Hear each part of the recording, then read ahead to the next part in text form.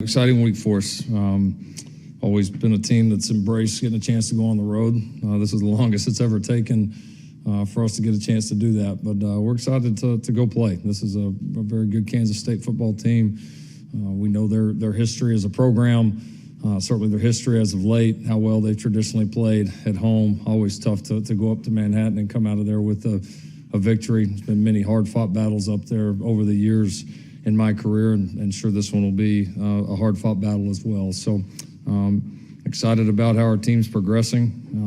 We're now kind of get into that middle stretch of the season, and we think we've got a lot of improvements that we've really attacked throughout the week, and excited to see our guys go put that on display this Saturday. So obviously a terrific football team in Kansas State. Coach Kleiman's done an outstanding job taking over, obviously for the legend Coach Snyder, and just continue to do a fantastic job with that football team. So a great challenge as always, and we'll have to go up there and be at our very best.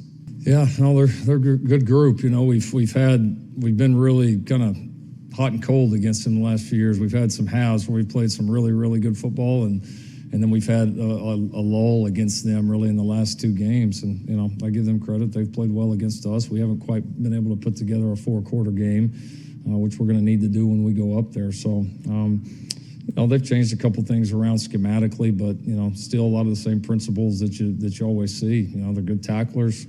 They're physical up front. They do a really nice job in short yardage. And they have some definite creativity defensively. So, it's kind of like no matter what scheme they're running, you kind of know what you're going to get out of Kansas State. This group's no different. They're always a tough out. I think you always know what you're going to get from them competitively. The games have kind of been different the last 2 years. We were obviously last year we were beating up on them a little bit, and they had a great comeback and stayed in it. And we played really, really poorly, probably as poorly as we've played in any game I can remember around here. There at the end, and gave them a chance, and they took it. And so I would say just their team, I think that you feel like they do a good job of taking advantage of mistakes and taking advantage of when you're not at your best. And so, for us, it goes back to us hitting our standard for four quarters, and we're going to have to play that way to go win in Manhattan. I mean, that's just we know that about this program. It's kind of been the same no matter who's coaching them, who the players are. They've done a tremendous job of that for years and years and years. We've been in a few of those over the years, so they got a good room. They've got some quality guys. We've been able to see a little bit of tape, obviously, on all three of the guys.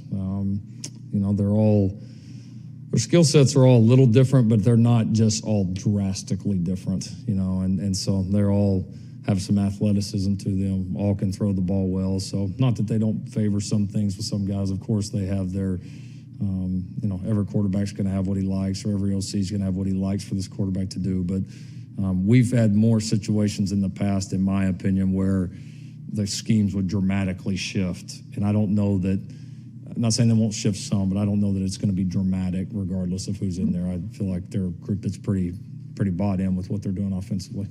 For more information, you can visit TulsaWorld.com.